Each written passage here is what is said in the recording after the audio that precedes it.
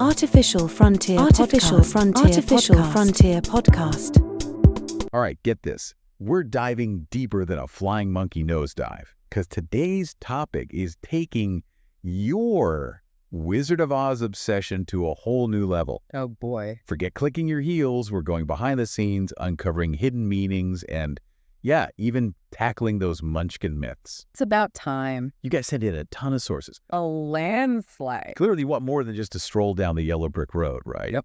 You want the real dirt on those on-set stories, how the film really came together, and if there's like a deeper message beneath the surface of Oz, well, consider us your guides because this deep dive. Oh, it's about to get interesting. It is. What blows me away is the sheer volume of material about The Wizard of Oz. I mean, it obviously hit a nerve that's still buzzing almost a century later, but like Dorothy dodging those poppies, we got to separate fact from, well... Poppycock. Exactly. Love it. So where do we even start with this? The filmmaking itself, it was brutal, especially for the actors. Heavy costumes, crazy hot sets, even some seriously dangerous accidents. It's a far cry from the lighthearted musical everyone pictures, right? Okay, hold on. So much for a jolly holiday in Oz, huh? Give us the behind-the-curtain scoop. What were these actors really dealing with? Picture this. Bert Lahr, our cowardly lion, stuck in a 90-pound lion skin costume. No. In scorching heat. I can't even imagine the smell. Then there's Jack Haley, the Tin Man. That suit was so stiff he couldn't even S down on brakes. They literally propped him up against a board whenever he needed a breather. Ouch. Talk about hardcore method acting. Yeah. I guess those costumes were more Iron Maiden than Tin Man. You got it. And it wasn't just discomfort. Margaret Hamilton, the Wicked Witch herself, she had a serious accident on set. Pyrotechnics went wrong. She got burned. It's amazing she came back to film at all. Wow. Talk about dedication. Sounds like she earned that Wicked Witch gaggle. But it wasn't just the physical stuff, was it? There's the whole Judy Garland side of things, too. Yeah, it's a sad truth that Hollywood, especially back then, was rough on its actors, especially young ones like Garland. Imagine being a teenager thrust into the spotlight. Grueling hours, pressure to maintain this image. From what I've read, studio execs practically breathed down her neck, controlled her diet, her sleep schedule. Exactly. Sadly, those extreme measures for weight control weren't uncommon back then, medication to keep them going through those demanding schedules. Shocking by today's standards, but tragically common then. And for Garland, it gets worse. There were those allegations of mistreatment by some of the Munchkin actors. Right. Talk about a shattered rainbow. Yeah, and while the extent of those allegations is still debated, you have to acknowledge the power dynamics, especially with Garland so young compared to some of the more seasoned actors. Speaking of the Munchkins, yeah, can we address the elephant-sized lollipop kid in the crowd? Here we go. The rumors about their offset behavior are legendary, right? Wild parties, out-of-control antics, even needing butterfly nets to wrangle them. So, was it all champagne wishes and caviar dreams for those little guys?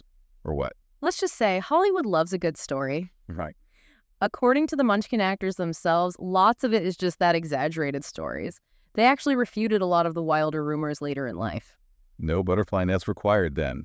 I'm slightly disappointed. But even though the craziest stories might be more Hollywood magic than reality, it's clear the Munchkin actors had their own struggles on set. You mean even in Oz, it wasn't all sunshine and lollipops? What kind of struggles? Well, for one, they got paid way less than the other actors, and it was all based on their height. A lot of them came from circuses, which, while it gave them a stage, often meant limited options elsewhere. It just shows the prejudice against little people and entertainment back then. It's sad that even in a place like Oz, that bias crept in.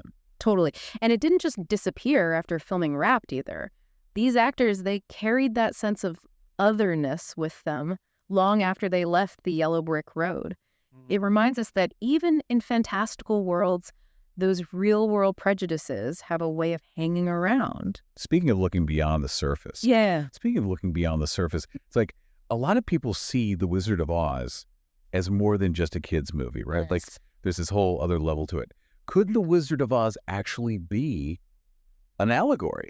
That's the thing. We got a ton of sources saying exactly that. They're all about the symbolism, saying there's a much deeper message hidden underneath. Okay, now I'm really interested. Hit me with the SparkNotes version. Yeah. What kind of symbolism are we talking about? Well, one big interpretation is that the whole thing is about self-discovery. Dorothy, representing innocence, gets thrown into this crazy, overwhelming world. Sounds familiar. Right. And just like us trying to figure life out, She meets all these characters who are like different parts of ourselves. The Scarecrow wants a brain that's intellect, the Tin Man wants a heart that's emotion, and the Cowardly Lion needs courage, willpower, facing your fears, all that. So it's like she's got to collect all the pieces of herself, basically. What about the Wizard? Where does he fit in?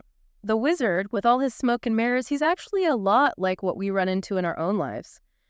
The realization that the answers we're searching for, they're often already inside us. He's like those external things we rely on hoping they'll make us happy or fulfilled. And the Wicked Witches, they're not just after some fancy shoes then, are they? Exactly. Think of them like those obstacles we face could be internal, could be external. The fear, the self-doubt, all the negativity that holds us back. Wow, so we're getting a whole philosophy lesson inside the Wizard of Oz now. There's a lot to unpack, and some sources go even further.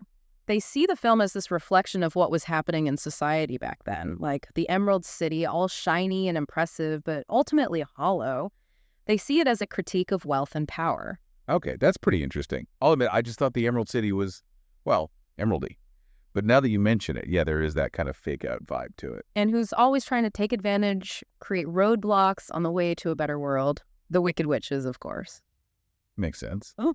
But still, those are some pretty heavy topics for a movie with singing munchkins and flying monkeys. That's the cool part. It's both whimsical and kind of unsettling. Which brings us to, the dark side of the rainbow. Now you're talking. Things are about to get a little weird, aren't they? Just a bit. So for those who haven't heard this one, imagine watching The Wizard of Oz, right? Right. But you're also playing Pink Floyd's Dark Side of the Moon at the same time. Oh. And as you're watching and listening, these strange synchronicities start happening between the music, the lyrics, the action on screen. It's freaky. Oh, I heard about this. Like when Dorothy's balancing on that fence post during the tornado. Yeah. And it matches up perfectly with that line, balanced on the biggest wave. Exactly. It's eerie how well it lines up, and it keeps happening throughout the whole movie. It's one of those things where it's like, what are the odds? Makes you wonder. Right. Coincidence. Intentional. A message from the universe. Who knows? It really makes you think. It's like finding a secret passage in a house you thought you knew. Totally. And that's what's so cool about The Wizard of Oz. It can still surprise you even after all this time. But wait, there's more. Oh, there's more. Don't stop now.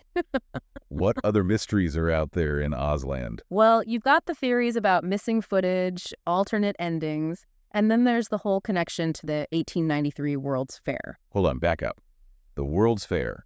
Now, that's not something you hear every day. What's the link? It's pretty wild, actually. Some people think that L. Frank Baum, the guy who wrote the Oz books, was super inspired by the 1893 World's Fair in Chicago. Okay, I'm following. But how does a fair lead to talking scarecrows and wicked witches? You got to remember, the 1893 World's Fair, that was huge E.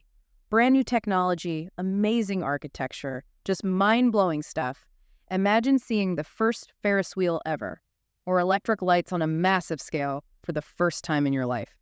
So this wasn't just any old carnival. It was a total game changer. Exactly. And some people think all those innovations, that sense of wonder, it's what sparked Baum's imagination when he created the Emerald City. Now that you mention it, it makes sense. The Emerald City, all bright and shiny, running on technology nobody had really seen before. It's like Baum took the excitement of the World's Fair and put it right into his story. Yeah, and for those people who went to the fair, it must have felt like stepping into another world, like Dorothy going to Oz. Totally. I'm convinced.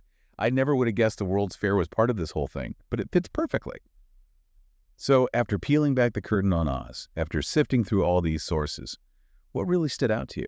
Anything that surprised you along the way? It really gets me how this movie, this story about a girl and her dog, it's captivated people for generations, but it's also sparked so many different interpretations. Right. Allegories about self-discovery, critiques of society, power, even those darker themes, almost occult-like.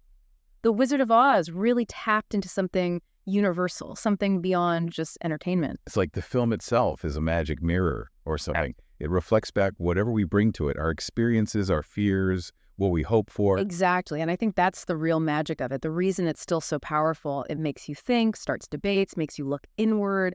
And it does that generation after generation. Doesn't matter how many times you've seen it. It reminds us that even those stories we think we know, there can be so much more to them. Layers and layers of meaning just waiting for us to uncover them if we're willing to really look. That's what I love about these deep dives, getting to peel back those layers, finding the complexity in even the most familiar stories. Well said. This has been a real eye-opener. Who knew a film from 1939 could still have so much to say? It just goes to show you the power of a good story and how much we love to search for hidden meanings, for those deeper truths.